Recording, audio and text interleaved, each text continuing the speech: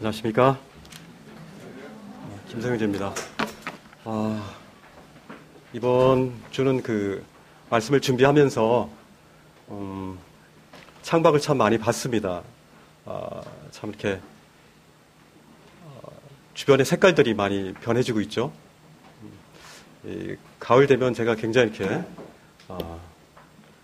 생각을 좀 이렇게 많이 하는 것 같습니다. 왜냐하면은 새해 첫째 때부터 이제 쭉 달려왔는데 만물들은 이제 많은 열매들을 맺죠. 근데 과연 나는 어떤 열매를 주님 안에서 어떤 열매를 맺었나 그런 생각도 들고요. 또 많은 울긋불긋한 색깔들이 드니까 마음이 이렇게 좋기도 하고 그래서 창밖을 참 많이 보는 것 같습니다. 저는 이번 주에 말씀을 준비하면서 우리 주님이 공생애를 3년 사시지 않았습니까? 저도 그런 생각을 해봤습니다. 과연 나에게 3년이란 시간만 주어진다면 난 이 땅에서 과연 어떤 것을 지금 할까라는 그런 생각을 해봤어요. 3년이라는 시간이 좀 애매해요. 만약 3년이라는 시간밖에 내가 남지 않았다면은 직장을 그만두면은 아직도 부양할 가족들이 있고 좀 약간 애매하기도 하고 또 계속 직장에서 많은 것들을 이렇게 투자하고 그것들의 시간을 넣기에는 좀 너무 아까운 시간이고 과연 이 주님이 3년을 남으셨고 저 같으면 과연 어떻게 할까? 3년 동안 여행만 계속 할까? 그것도 금방 지겨울 것 같고 여러 가지 생각을 해보면서 우리 주님이 남은 이 3년 동안의 이 공생애를 어떻게 사셨는가에 대한 부분들을 이렇게 한번 좀 생각해 봤습니다.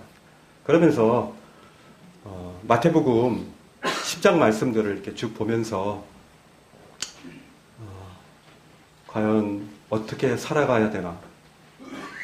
과연 그럼 어떻게 살아야 되는가에 대한 부분들을 좀 생각해 보고 이 말씀을 보면서 한편으로 제 마음 가운데 많은 부담이 들었고요. 제가 이 말씀대로 살고 있지 않은 것에 대한 부분에 대한 부분들이 많이 발견돼서 한편으로 많이 마음도 졸이고 이런 말씀들을 과연 나눌 수 있는가라는 그런 마음도 있었고요. 어쨌든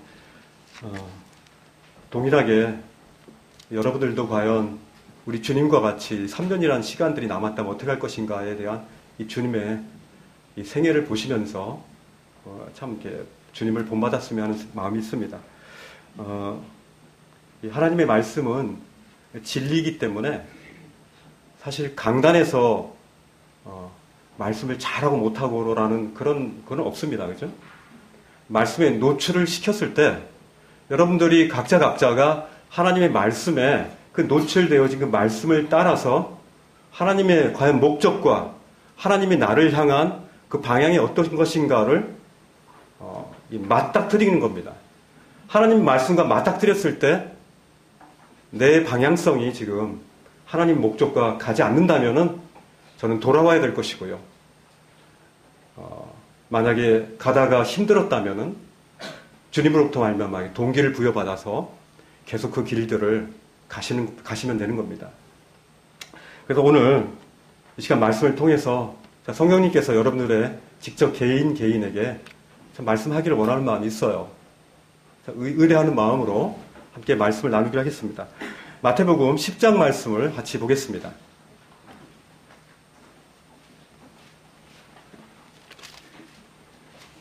10장 말씀이 길기 때문에 부분적으로 제가 이렇게 보기로 하겠습니다. 10장 1절 같이 한번 읽어보겠습니다. 시작. 예수께서 그의 12제자를 부르사 더러운 귀신을 쫓아내며 모든 병과 모든 약한 것을 고치는 권능을 주십니다. 예수님께서 12제자를 부르십니다. 그리고 이제 그 제자들을 향해서 권능을 부여하셔가지고 더러운 귀신과 모든 병과 악한 것을 이렇게 치유하는 그런 권능들을 이렇게 부여하셨습니다. 그리고 이제 12제자들의 이름이 있고요.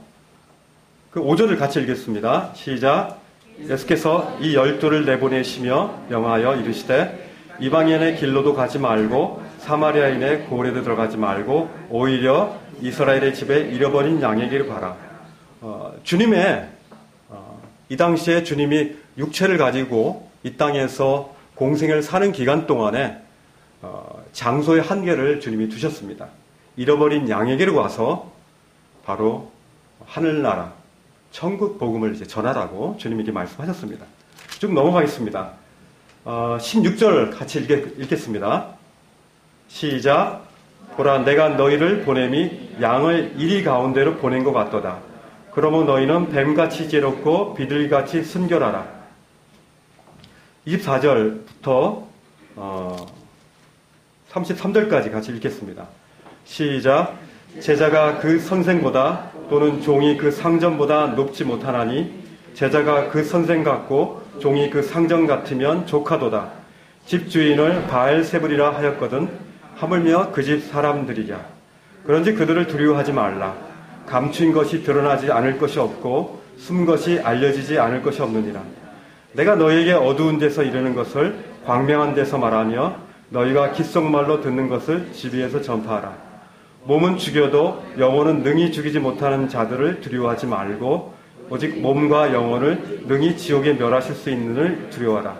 참새 2마리가 한 아사리온에 팔리지 않느냐. 그러나 너희 아버지께서 허락하지 아니하시면 그 하나도 땅에 떨어지지 아니하리라. 너희에게는 머리털까지 다 세신 바 되었나니 두려워하지 말라. 너희는 많은 참새보다 귀하니라. 누구든지 사람 앞에서 나를 시인하면 나도 하늘에 계신 내 아버지 앞에서 그를 시인할 것이요 누구든지 사람 앞에서 나를 부인하면 나도 하늘에 계신 내 아버지 앞에서 그 부인하리라. 38절 마지막으로 읽겠습니다. 시작. 또 자기 십자가를 지고 나를 따르지 않는 자는 내게 합당치 아니하니라. 네, 이 말씀은 주님께서 제자가 가야 할 길에 대해서 주님이 말씀하신 것입니다. 복음서 중에서 가장 센 말씀 중에 하나입니다. 이 말씀을 듣다 보면은 굉장히 말씀인대로 과연 가능한 것인가라고 이렇게 생각될 때가 있을 만큼 굉장히 강도가 세게 교훈하시는 말씀입니다. 3년 동안의 공생의 기간 동안에 자신이 십자가에 죽으신 이후에 이제 남겨질 이 제자들에게 주님이 이 말씀을 하신 것입니다. 그리고 이후에 또한 이 말씀을 듣는 저희에게도 주님이 이 말씀은 여전히 유효한 것입니다. 이 말씀을 통해서 이어질 말씀이 바로 마태복음 28장 19절 20절입니다. 너희는 가서 모든 족속으로 제자를 삼으라. 그죠? 아버지, 아들과 성령의 이름으로 침례를 주고 내가 너희에게 분부한 모든 것을 가르쳐 지키게 하라. 내가 너희와 함께 영원히 있을 것이다 라고 하는 이 마태복음 28장 19절 20절 말씀과 함께 연계되어진 말씀입니다. 주님이 제자들을 마태복음 10장을 통해서 이렇게 제자를 삼으십니다. 이 제자의 삶과 그냥 우리가 살아가는 그 삶은 참 많이 차이가 있습니다. 그래서 새로 생겨난 용어들이 이제 참 제자입니까? 이렇게 있죠. 참 제자입니까? 정말 참 제자냐? 아니면 주님이 말씀하신 것들을 자꾸 이렇게 핑계대고 빼는 그런 제자인가? 또 핑계대지 않고 말씀을 순종하는 제자가 참 제자라고 그러죠. 이 제자란 말은 무슨 뜻입니까? 제자란 말은 배우는 자입니다. 그 스승에서 스승으로부터 이제 배우는 것을 의미합니다. 계속 배우는 사람은 제자입니다. 근데 배움뿐만 아니라 그 말씀에 대한 것들을 삶 속에 실천하는 사람, 그것이 바로 제자입니다. 천국에 잃어버린 백성에게로 이 제자들을 이제 보내는 거죠. 그래서 하늘나라의 천국을 제자들에게 전파하는 것들을 이렇게 위임했습니다. 이런 그 제자들을 모으고 그 제자들을 또한 현장에다가 이렇게 뿌리는 이런 모형을 주님이 이제 마태복음 10장을 통해서 우리 가운데 주셨습니다. 우리도 이제 동일합니다. 이 주님으로부터 이제 말씀을 듣고 이 삶 속에서 이제 그것들이 체화되어져 가지고 뭐 물론 완벽하게 이제 우리가 체화된 것이 아닐지라도 일단 세상 가운데서 우리가 뿌려지죠. 그것 가운데서 하늘나라, 우리 그리스도와 이제 부활의 권능과 또 그리스도의 그 놀라운 그 십자가의 그런 놀라운 능력들을 이 세상에 만나는 사람들에게 전하는 것이 바로 이 제자들의 역할인 겁니다. 이런 모형을 통해서 우리 주님은 우리 가운데 말씀하시는 겁니다. 에베소서 4장 12절에 보면은 사도 바울은 성도를 온전케 하고 또 봉사의 일을 하게 하고, 이것이 바로 교회의 역할인데요. 이제 이 성숙한 제자들을 만드는 겁니다. 성숙하지 않으면 다른 이들에게 주님의 온전한 하늘나라의 복음을 전할 수가 없습니다. 왜냐하면 자기 생활에 얽매여 있어요. 그렇기 때문에 다른 사람들에게 담대할 수가 없습니다. 자기에게 하나님 나라의 복음이 체화되어져 가지고, 그리고 주님을 말미암아 뜨거워져 가지고 이 뜨거워짐이 나눠져야 되는데 자기 생활에 얽매있기 때문에 거의 뭐 이렇게 그럴 수가 없는 것이죠. 제자가 아닙니다. 그건 자기 생활에 얽매인 육신적인 그리스도인이죠. 그러나 성경은 계속적으로 우리가 우리 자신뿐만 아니라 다른 이들을 재생산할 수 있는 그런 강한 그리고 성숙한 제자가 되기를 우리 주님은 원하시는 겁니다. 12명의 제자들에게 우리 주님이 뭐라고 이렇게 말씀하셨습니까? 그들이 되기를 원하는 게 뭡니까? 성숙입니다. 그런데 문제가 있습니다. 우리 주님이 하실 수 없는 부분이 있어요. 그건 뭐냐면은 그 제자들을 부르실 때 마지못해서 제자가 되려고 하는 사람들을 그들은 이제 제자로 주님은 삼지 않으셨어요. 성경에 보면.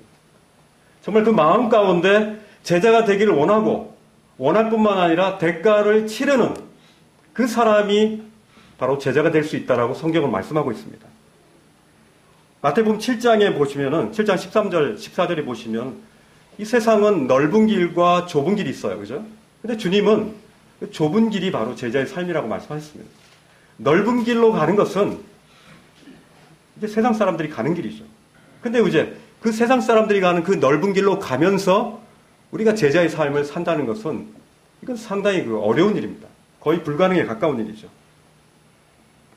이 제자는 그 마음 가운데 참 자원함이 있어야 됩니다. 주님의 말씀을 있는 그대로 순수하게 그 말씀을 받고 그대로 그것들을 가지고 나간 자만이 이 제자가 될 수 있는 거죠. 말로가 되지는 못한 말로는 아니죠. 우리가 마태복음 15장에 지난주에 수요일 날 묵상했듯이 이 백성이 입술로는 나를 경외한다. 근데 그 마음이 내게서 멀다는 겁니다. 입술로만 제자입니다. 입술로만 주님의 놀라운 주님을 따르는 자인데 실제로 마음은 콩밭에 있는 거죠. 다른 곳에 있는 겁니다. 결코 제자로서 위임받기에 많이 부족한 상태인 겁니다. 주님께서 자신을 따르면 값을 지불해야 된다는 말씀을 많이 말씀하셨어요. 그리고 많은 사람들이 제자가 되려고 했지만은 물러갔습니다. 말씀 하나 볼까요? 요한복음 6장 51절 이하로 보면은 주님이 이런 말씀을 합니다. 주님의 피를 마시고 주님의 살을 먹는 걸 얘기했을 때 이게 무슨 뜻인지 사람들이 막 이해를 못했어요. 그러나 그들이 안 것은 주님의 죽음에 동참해야 된다는 사실들을 그들이 이제 어느 정도 알았던 것 같아요. 그리고 나서 뭐라고 써 있냐면 이러므로 제자 중에 많이 물러가고 있습니다. 이러므로 그들이 이게 살과 피, 이 찢겨져야 된다는 거, 피를 흘려져야 되는 이 십자가를 통과해야 된다는 이런 부분 때문에 그들의 제자 중에 많이 물러가고라고 되어 있습니다. 그리고 다시 그와 함께 다니지 아니하였다라고 했습니다. 제자 중에 많이 물러가고 그 뒤로부터는 이제는 내가 갈 길이 아니네 하면서 다시는 함께 다니지 아니하더라라고 얘기했습니다. 그런 대가를 지불할 준비가 되어 있지 않은 사람들이었습니다. 그 제자는 참 제자가 아닙니다. 마태복음 8장에 보십시오. 마태복음 8장 19절 이하를 보면요. 한 서기관이 와 있습니다. 한 서기관이 나와서 예수님이 어디로 가시든지 저는 따르겠습니다. 그랬더니 예수님이 여우도 굴이 있고 공중의 새도 거처가 있는데 인자는 머리 둘 곳이 없다라고 얘기해요. 그 서기관은 어땠습니까? 그 말 들은 뒤로 그 서기관은 예수님의 제자가 되기를 원했지만 떠났습니다. 그가 원했던 삶이 아닙니다. 내가 잘 곳도 없다고? 길거리에서 자야 된다고? 그가 원했던 삶이 아니기 때문에 그는 떠났습니다. 또 21절에 보면은 한 제자 중에 한 사람이 또 이렇게 얘기합니다. 참 제자가 많이 나오는데요. 그 제자 중에 한 사람이 내가 먼저 내 아버지로 장사하게 허락해 주세요. 그리고 나서 죽은 자를 장사하고 난 이후에 이제 제가 따르겠습니다. 이렇게 합니다. 이 말씀을 자세히 보면은 주여 나로 먼저 가서라는 이렇게 얘기가 나옵니다. 이 뭡니까? 자신의 삶의 우선순위가 나로 먼저 가서. 그가 주님을 따르기를 원하지만 주님을 따르면 굉장히 풍요로운 삶이 있을 거라고 예상을 했던 것 같아요. 그러나 그가 원했던 것은 아닙니다. 내가 먼저 가서 내 아버지가 지금 죽어서 장사하는지 아니면은 앞으로 죽어서 그가 남기는 유산을 받고 갈는지 그는 알진 못하지만은 어쨌든 나로 먼저 가서 내 아버지의 죽음을 처리하고 나서 제가 따르겠습니다. 그는 주님을 따를 수 없었습니다. 누가복음 9장에도 이 비슷한 부분이 나옵니다. 누가복음 9장 61절에 보면은 내가 주를 따르겠습니다 했더니 나로 먼저 내 가족을 작별하게 하고 그랬더니 예수님께서 손에 쟁기를 잡고 뒤를 돌아보는 자는 하나님의 나라에 합당하지 아니하니라. 손에 쟁기를 잡고 그 손에 쟁기를 잡고 이 세상의 것들을 잡는 거죠. 그죠? 우선순위입니다. 우선순위는 마음의 중심에서 누가 중심이 되어서 이끄느냐, 그것에 따라서 판단되어지는 가치관 아닙니까? 24절을 보십시오. 마태복음 10장으로 다시 돌아오겠습니다. 마태복음 10장 24절에 보면은 우리 주님의 제자됨에 대한 대우를 보게 됩니다. 제자가 그 선생보다 또는 그 종이 상전보다 높지 못한다 그랬습니다. 그죠? 그리고 그 제자가 그 선생 같고 종이 그 상전 같으면 조카도다라고 되어 있습니다. 결국 제자의 삶은 그 선생되고 상전된 우리 주님보다 더 나은 대우를 받을 수 없는 것입니다. 그렇죠? 제 선생님이 교수인데 제가 교수보다 더 나은 학생의 입장에서 교수보다 더 나은 대우를 받을 수 있습니까? 제가 열심히 공부해가지고 교수만큼 되는 것이 이제 최고의 목표죠. 결국 대우를 받지 못한다라고 얘기했습니다. 16절에 보십시오. 마태복음 10장 16절에 보면은 대우를 받지 못하는 모습이 나옵니다. 어떻게 해요? 16절에 보면은 내가 너희를 보냄이 이리 가운데 보낸 양을 보낸 것 같았다. 그 이리가 을거리는데 양이 한 마리 있는 걸 보십시오. 얼마나 두려움이 떱니까? 제자가 되면 그런 모습이 될 수 있다는 겁니다. 17절에 보십시오. 17절에 보면은 너희를 공회에 넘겨서 그 해당에서 채찍질 한다고 했습니다. 우리가 주님을 정말 따르면은 이런 채찍질이 우리 삶 속에 있는 것입니다. 18절 보십시오. 이방인들 앞에서 끌려가서 선다 그랬습니다. 그죠? 그들의 가족이 또 죽음에 넘기는 끔찍한 일들을 당한다고 했고요. 22절에 보십시오. 모든 사람에게 미움을 받는다고 그랬습니다. 이 말씀은 누구도 감당할 수가 없는 말씀입니다. 그죠? 이것이 근데 우리 주님이 말씀하시는 참 제자의 수준인 것이죠. 왜 주님은 이렇게 제자의 삶을 참 감당할 수 없는 수준까지 이렇게 높이시는 건가요? 왜 그렇습니까? 참 어려운 대답입니다. 저의 개인적으로 생각은 이 세상의 것들은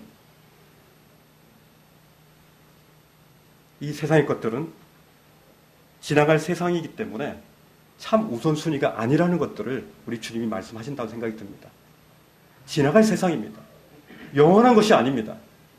영원한 것은 우리 주님과 우리 주님으로부터 나온 그 말씀과 앞으로 우리에게 주어질 그 영원한 생명, 영생에 그것이 바로 영원한 것들이지 이 세상에 지금 우리가 먹고 자고 하는 것들은 영원한 것들이 아닌 지나갈 세상이라는 것입니다. 그렇기 때문에 이 지나갈 세상에 주님은 우선순위를 두는 사람은 참 제자의 삶을 살고 있지 않은 것임을 말씀하고 있는 것이죠.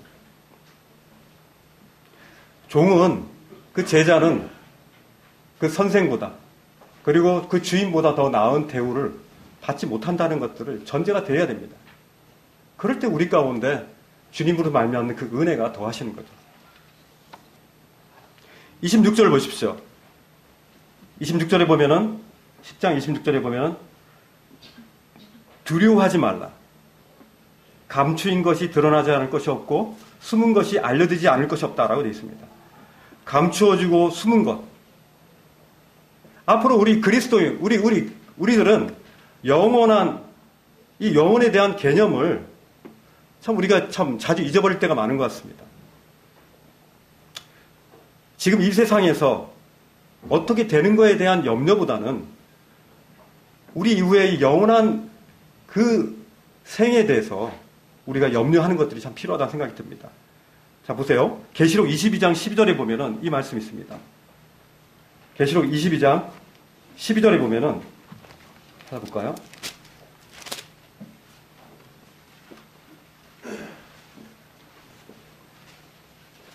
보라, 내가 속히 오리니 내가 줄 상이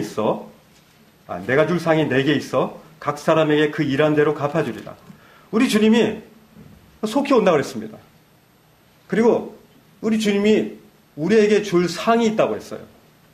근데 그 상의 측정은 어떻게 하냐면은 그 일한 대로 갚아준다고 했습니다. 우리가 일한 대로 주님이 갚아주신다고 했어요. 이것이 바로 성경의 요한계시록 가장 마지막 장에 나와 있는 주님이 우리를 향해서 말씀하신 겁니다. 그 일한 대로 갚아주겠다. 그리고 고린도후서 5장 10절에도 비슷한 말씀이 있죠.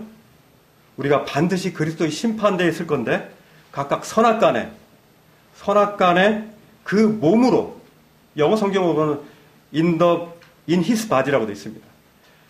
그가 육체로 있는 동안에 그가 행한 것으로 따라서 받는다고 했습니다. 각각 선악간에 우리가 육체 가운데 있는 동안에 우리가 주님 앞에서 행한 대로 하나님께서 갚으신다고 했습니다. 주님께서는 면류관을, 굉장히 여러 가지 면류관을 얘기하지 않습니까?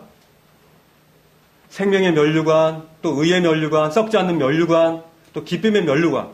이 주님은 우리 가운데 각자 종류가 다른 면류관을 어떤 때는 정말 그 생명의 면류관, 또 정말 올바른 일을 했을 때는 의의 면류관, 그 썩지 않는, 정말 썩을 거에 대해서 집중하지 않고 썩지 아니하는 이 영원한 것에 대한 투자한 그 썩지 아니한 면류관, 그리고 주님을 참 기뻐했던 그 기쁨의 면류관, 이런 면류관들을 우리 가운데 주님이 그 심판대 앞에서 우리에게 그 면류관을 씌워주실 것입니다.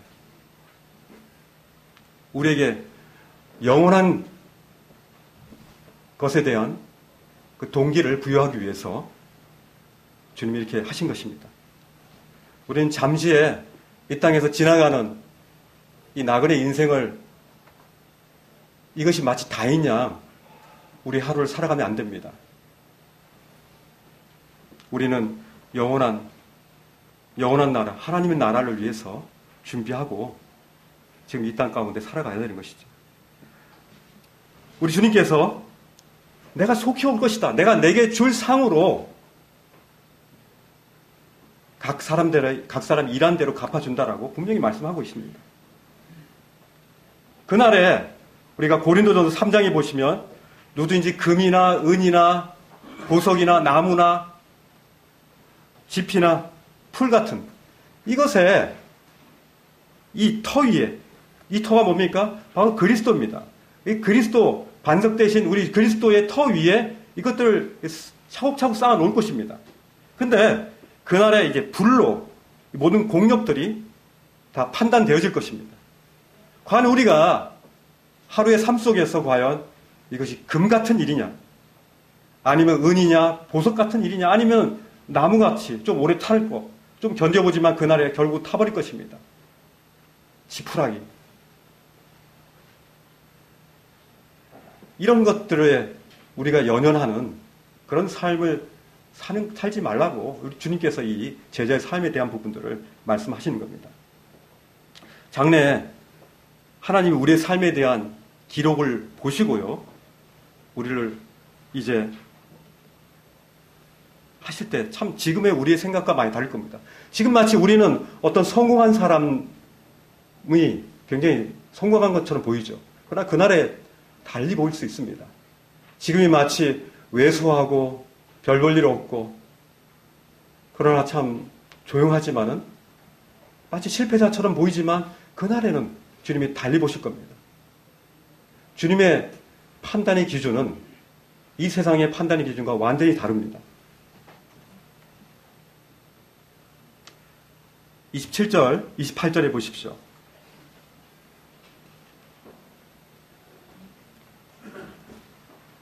내가 너희에게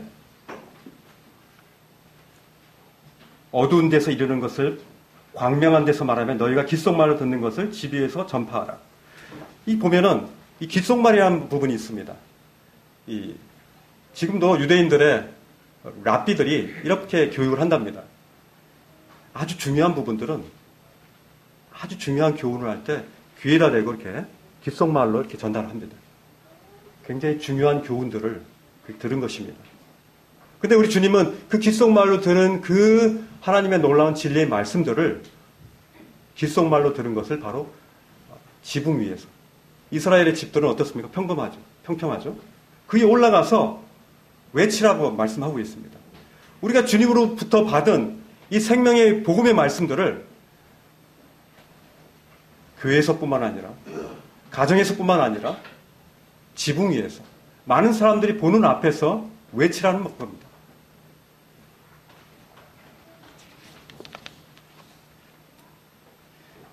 만약 하나님을 경배한다면은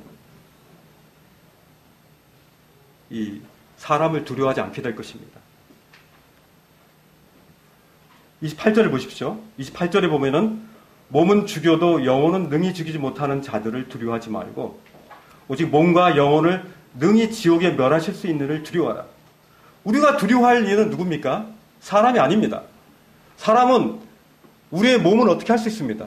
우리를 회사에 자를 수 있습니다. 두려운 일이죠. 다시 다른 회사를 찾으려면 얼마나 힘듭니까? 그죠?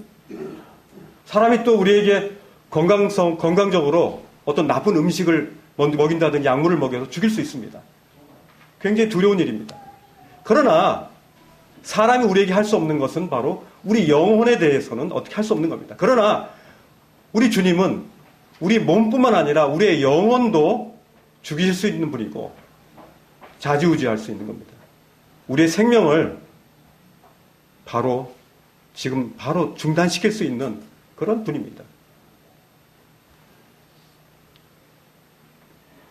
사도 바울은 사도행전 20장에 이런 말씀을 하고 있습니다. 20장 24절에 나의 달려갈 길과 주 예수께 받은 사명 곧 하나님의 은혜의 복음 증거하는 일을 마치려 하면은 나의 생명을 조금도 귀한 것으로 여기지 않는다고 했습니다. 사도 바울은 사람을 두려워하지 않고 하나님을 두려워했던 것입니다. 그래서 복음 증거를 할 때 조금도 자신의 생명을 귀한 것으로 여기지 아니었다고 말씀하고 있습니다. 우리의 몸과 영혼을 멸하실 수 있는 유일한 분은 하나님이십니다. 사단은 그럴 권세가 없습니다. 사단 자신도 앞으로 지옥에서 멸망받을 건데요. 그러나 계속적으로 사단은 우리에게 계속 사람을 두려워하기를 계속적으로 강요하고 있습니다. 사람으로부터 그 괴로움을 받고 사람으로부터 이렇게 두려움을 주면은 우리가 약해집니다. 온전한 순전한 그 믿음을 구사할 수가 없습니다. 사람의 권력과 그런 재물과 그것들에 우리가 이끌린다면 주님이 주시는 그 순수한 말씀이 섞이게 되는 것이죠. 우리가 가장 두려워할 때가 언제입니까? 만약 우리에게 받은 이 그리스도의 이 놀라운 생명의 복음의 말씀을 증거할 수 있는 기회가 있는데도 불구하고 사람을 두려움으로 말미암아 우리가 그것들을 증거하지 않았을 때 어떻습니까? 그것은 바로 사람을 두려워한 겁니다.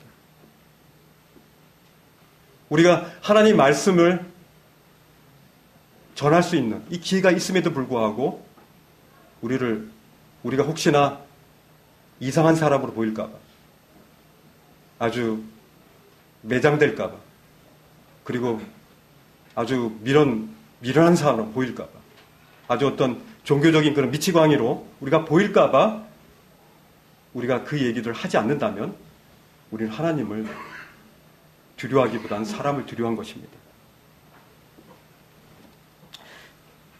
사실 초대교회 때 그 당시에는 로마가 이제 이스라엘을 다스렸던 때입니다. 그리스도인들은 특별히 로마의 외곽에 많이 살고 있었는데요. 그 당시에 이제 굉장히 핍박이 심했습니다. 왜 심했냐면은 다른 종교를 믿는 사람들은 더불어서 믿습니다. 자기 신도 믿고 또 이 신도 믿고 저 신도 믿고 많은 그리스도 많은 신들을 믿습니다. 근데 유일하게 하나님을 믿는다고 하는 그리스도를 믿는다고 하는 사람들은 오직 하나님만 믿습니다. 그리고 그 황제에게 절하지 않습니다. 황제에게 절하고 그 우상에게 절하는 것을 그들은 거부합니다. 그들의 황제의 중심에 그들의 로마의 통치 체계와 맞지 않습니다. 그래서 싫어했습니다. 엄청 싫어했어요. 그래서 그들을 핍박했고요. 그들을 콜로세움에 그들을 잡아들여가지고 굶은 그 짐승들에 같이 게임을 시킵니다. 그리고 그들은 여전히 그리스도를 부인하지 않고 찬송과 기도를 하는 그런 모습을 통해서 오히려 콜로세움에서 죽은 그리스도인의 죽는 모습을 보고 많은 그 콜로세움에 모인 사람들이 아마 전율을 느꼈을 겁니다. 저들이 믿는 종교가 무엇이길래 죽음을 이기는가? 저들이 믿는 저 종교가 무엇이길래 저토록 죽음의 순간까지도 찬양과 기도를 하고 있는가? 그들을 볼 때 그들은 그래서 로마의 멸망은 기반이 없는 그들의 성적인 타락과 여러 가지 있었지만은 정말 토대가 없었지만 그리스도를 믿는 이 기독교인들은 점점 더 번져나간 겁니다. 아주 그 권세가 있는 사람들까지 번져나간 것이죠. 그런 모습을 보고. 그래서 그 당시에 많은 핍박받는 그 그리스도인들이 어디로 들어갔습니까? 땅속으로 들어갔습니다. 무덤으로 들어갔습니다. 무덤이 어디입니까? 그 시체들을 그 안에다 장사 지내는 데죠. 그 땅이 희한한 게 손으로 이렇게 파면은 파집니다. 근데 희한하게 거기가 습기가 묻으면 딱딱해지는 그런 특징이 있고요. 냄새도 이게 그것들을 이렇게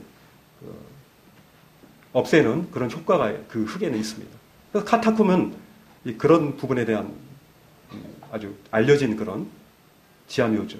거의 한 1000km가 넘게 그 무덤이 이어졌다고 합니다. 그 안에서 거의 400만 명이 넘는 그런 많은 사람들이 그 카타콤의 그 지하 묘지에 묻혔다고 합니다. 저는 그런 생각을 합니다. 카타콤의 매주마다 떡과 잔을 대할 때 그들의 모습이 어떤가? 생명을 걸고 그리스도를 믿는 그들에게 있어서의 그 예배는 어떠한 모습일까? 그들이 드렸던 찬양과 그들이 드렸던 감사는 어떤 것인가? 오히려 지금이 훨씬 더 먹고도 좋고 살기도 좋고 좋은 것도 입고 좋은 곳에 사는데 그들의 예배는 어떠했겠습니까? 그곳에 있는 그런 글자들이 있는데요. 거기 보면은 이투스라는 그런 물고기 그림이 있는데 그거는 바로 뭐냐면 예수 그리스도 하나님의 아들 구원자 이 앞자를 떠가지고 이렇게 됩니다. 그 이투스라고 그러는데 그런 물고기들이 있어 그 방향을 전하게 하고요. 그리고 거기에 써있는 그런 글들이 하나님의 말씀은 매이지 않는다. 그런 말씀이 있다고 합니다. 하나님의 말씀은 매이지 않는다. 어떤 사람도 어떤 권력도 하나님의 말씀은 결코 매이지 않는다. 결코 매이지 않는 겁니다. 하나님의 말씀은 지붕 위에서 올라가서 외쳐져야 되는 것입니다. 결코 어떤 것으로도 하나님의 말씀을 매이게 할 수는 없는 것입니다. 그 이유도 참 많은 일들이 있었지 않습니까? 가장 많은 것들은 중국에 공산화될 때 정말 수백만 명이 죽었습니다. 지금도 아프리카의 그런 내전에서 그리스도인들이 얼마나 죽습니까? 선교지에서. 그죠? 이번 중국에 보니까 중국도 이제 강화가 돼가지고 지난 수요일 날 자연님 말씀 들었는데 이제 집회를 그 장소를 넣어준 그 사람들에게도 이제 벌금을 내는 그런 일들이 생기게 됩니다. 사단마귀는 어떻게든지 하나님의 말씀이 매이도록 합니다. 하나님의 말씀을 그 지붕 위에서 그 언덕 위에서 하나님의 말씀을 큰 소리로 외치게 하는 것들을 못하게 합니다. 왜? 사람을 무섭게 하고 사람을 두려워하기 때문에. 우리가 사람을 두려워한다면 하나님의 말씀은 매일 것입니다. 그리고 하나님의 말씀은 우리 가운데에서 번져나가지 못할 겁니다. 사람이 만일 그 천하를 얻고도 자기 목숨을 잃으면 잃어버리지 않습니까? 목숨이라는 건 뭡니까? 우리 육체만 있는 것이 아니라 우리 영혼이 있습니다.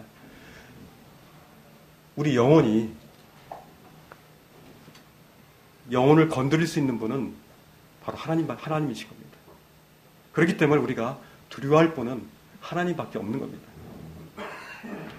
우리가 혹시나 그 여러 어떤 상황 속에서 버스나 또 전철이나 제가 참 안 좋은 거는 제가 차를 거의 타고 다닙니다. 거의 뭐 1년에 한 3만 킬로 정도 타는데 거의 차를 거의 타고 다니니까 버스나 전철 탈 기회가 거의 없습니다. 그렇게 많지 1년에 몇 번 안 돼요. 혹시나 전철과 지하철을 더 타야 버스를 더 타야 되겠는데 만약에 여러분 가운데 주님이 하나님의 말씀은 매이지 않는다라고 그렇게 결정하신다면은 여러분 가운데 가진 그 조그만 그 전도지를 옆에 주시기 바랍니다. 그때 참 마음 가운데 기쁨이 있습니다. 제가 뭐 좀 조그만 간증이지만은 자랑을 하려는 게 아닙니다. 예전에 예비군 훈련장에서 상당히 오래됐죠. 그때 시간이 있었습니다. 심심해가지고 누구 나와서 장기 자랑할 사람 그랬습니다. 제가 마음 가운데 하나님의 복음을 한번 전하고 싶은 마음이 있었어요. 손을 팍 들었습니다. 나와가지고 무슨 얘기를 했겠습니까? 복음을 외쳤습니다. 별로 준비되지도 않은 아주 거친 그런 부분은 거의 약간 미친 사람이구나라고 볼 정도로 사람들이 쳐다보더라고요. 반응이 있든 없든 저에게 중요하지 않았습니다. 제가 주님의 말씀을 매이지 않고 내 안에서 매이지 않고 그 예비군 옷을 입은 그 사람들에게 제가 담대히 전하고 들어왔을 때 제 마음은 너무나 기뻤습니다. 전 천국을 경험한 것 같았습니다. 하나님 말씀 나를 통해서 전달이 되었구나. 하나님의 이 놀라운 생명의 빛이 사람들에게 나왔구나. 나의 짠맛이 사람들에게 뿌려졌구나. 놀라운 하나님의 빛이 7색깔 무지개처럼 사람들에게 보이게 됐구나. 제 마음이 참 너무 기뻤습니다. 너무 충만해졌습니다. 우리가 하나님의 말씀을 매이지 않게 할 때, 우리를 통해서 사람들에게 비치게 될 때, 하나님 우리에게 놀라운 그런 기쁨을 주십니다. 우리가 왜 이 땅 가운데에서 주님으로 말미암는 그 기쁨을 왜 누리지 못합니까? 하나님의 말씀을 실천하지 않기 때문입니다.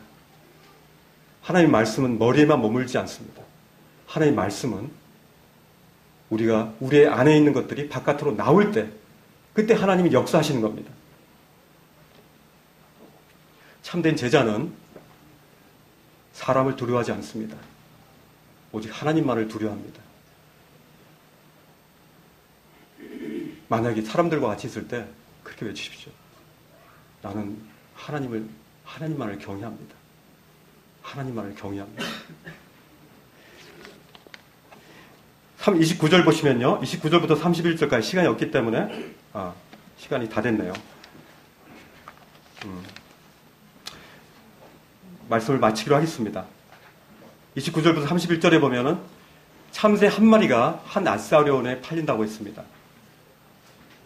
약 10원 정도죠. 굉장히 싼 가격입니다. 아주 값어치가 없는 겁니다. 그리고 하나님께서는 또 우리의 머리털까지도 세신다고 그랬습니다. 우리 머리털을 하나님께서 세시는 게 아니고요. 그 머리털에 몇 개인지도 아신다는 겁니다. 이런 작은 새들도 간섭하시고 우리의 머리털도 세시는 이 하나님. 우리가 때때로 우리의 위신이나 우리의 재산이나 우리의 건강이나 이런 것들 잃을까봐 또 고난당하는 것을 막 무서워하고 두려워하고 막 그러지 않습니까? 근데 우리가 우리 주님 앞에, 우리의 왕이신 그분 앞에 우리가 부복하고 우리의 삶을 그분 앞에 내려놓을 때 그 권위에 순복할 것들을 주님 앞에 약속하는 이 제자의 삶이 될 때 진정으로 주님 앞에 우리가 경배하고 우리의 찬양을 올려드릴 때 그때 사람에 대한 두려움이 없어질 겁니다. 한 가지 제가 말씀을 많이 못했는데요. 마치기로 하겠습니다. 제가 짧은 간증 하나 마치겠습니다. 제가 5년 전에 저희 회사 이쪽에서 한 부서로 옮겼습니다. 그리고 지금 이제 안양에 있는 그 사무실에 옮기게 됐는데 주님이 제 마음 가운데 이곳에서도 한번 복음을 전해야 되는데 주님 어떻게 합니까? 기도했습니다. 그때 주님이 그냥 한번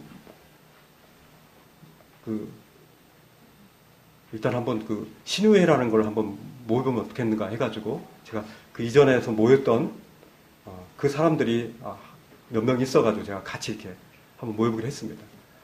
그래서 모였습니다. 모였는데 이제 프린터를 만들기 위해서 이제 광고물을 만들기 위해서 광고물을 만들었습니다. 여러 장 붙여가지고 코팅해가지고 사무실에다 탁 붙여놨습니다. 누가 올까? 와도 몇 명이 올까 했는데 몇 명 왔습니다. 제가 전혀 예상치 못했던 다른 부서에서 이렇게 왔습니다. 근데 예배를 드리는데 한 4-5명이 왔나요? 이렇게 말씀을 전하고 이렇게 하는데 한쪽에서 누가 계속 울어요. 훌쩍훌쩍 막 눈물이 얼마나 훌쩍인지 막 그냥 막 콧물 진물 막 흘리더라고요. 그래서 제가 많이 감동했나 보다. 오늘 말씀이 많이 감동했나 보다 하고 이 사람이 좀 그렇지 않습니까? 이렇게 교활하게 됩니다. 그래서 제가 끝나고 나서 한번 물어봤어요. 왜 그렇게 울으세요? 물어봤더니 자기가 여기에 하나님의 말씀이 들려지고 이렇게 예배를 드리는 거를 3년을 기도했다고 그러더라고요.